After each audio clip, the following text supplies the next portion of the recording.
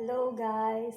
So ayan, ni-prepare ko na yung para sa ginisang gulay. So una, huhugasan muna natin itong mga gulay natin. Ayan. Next, itong kalabasa. Tapos, itong sitaw natin. Ayan. Ngayon naman, so ayan. Patay ng sangkalan.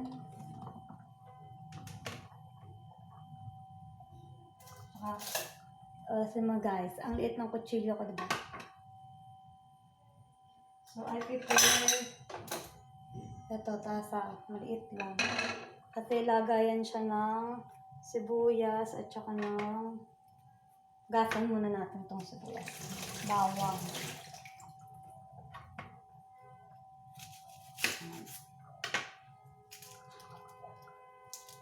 Ayan guys.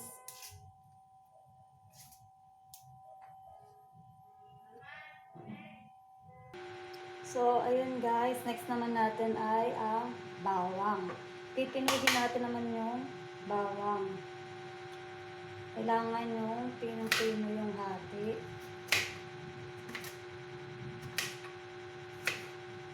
Para mas yung aroma ng bawang. So guys, ito naman yung sunod nating hihiwain, talong, eggplant. Hihiwain natin naman siya sa maliliit lang para magkakasya sa ating kawali.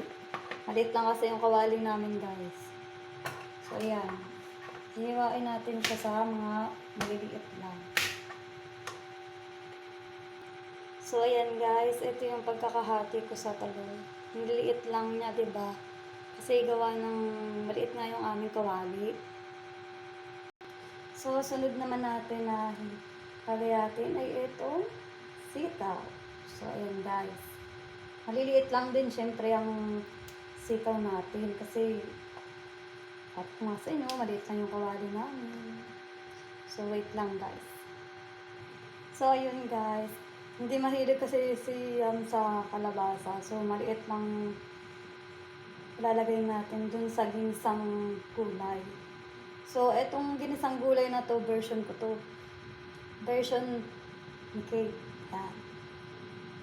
Wait lang guys. So, ngayon guys, maggigisa na tayo. Siyempre, pinapatuyo ko muna to. Yan. Pinapatuyo ko muna yan. So, yan. Mamaya ko na ipapakita sa inyo pagluto na. So, ayan guys, ang una nating igigisa ay itong sibuyas. Sorry guys, malayo kasi. Ayan. Sibuyas muna guys. Ang natin ay ang garlic. So, ayan. Garlic. Garlic naman.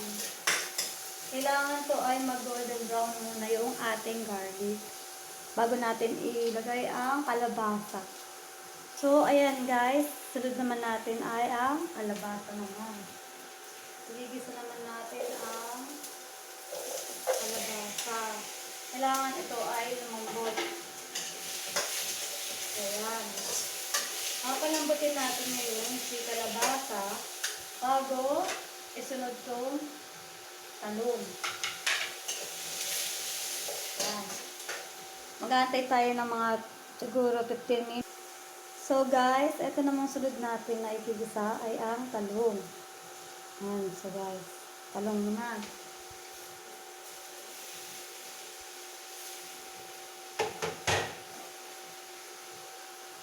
So, ayan guys, sunod naman natin ay sitaw. Igigisa naman natin ang sitaw.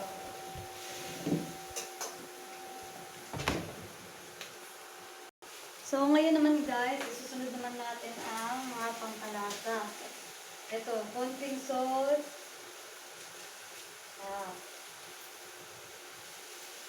Konting salt. Tapos,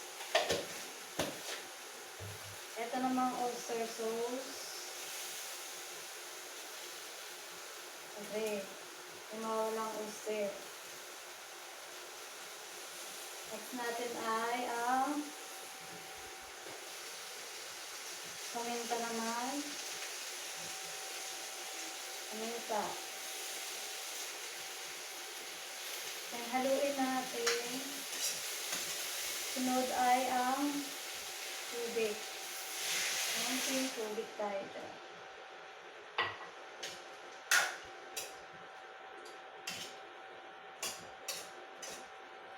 So, mga siguro 30 minutes ay luto na to. Malambot na siguro. So, ayan guys, antayin natin siyang kumulo. Ang ginisang kulay ko. Ayan, antayin natin siyang kumulo. Para ay tikman natin kung anong lasa. So, ayan guys, ano ito na po ang ating ginisang gulay.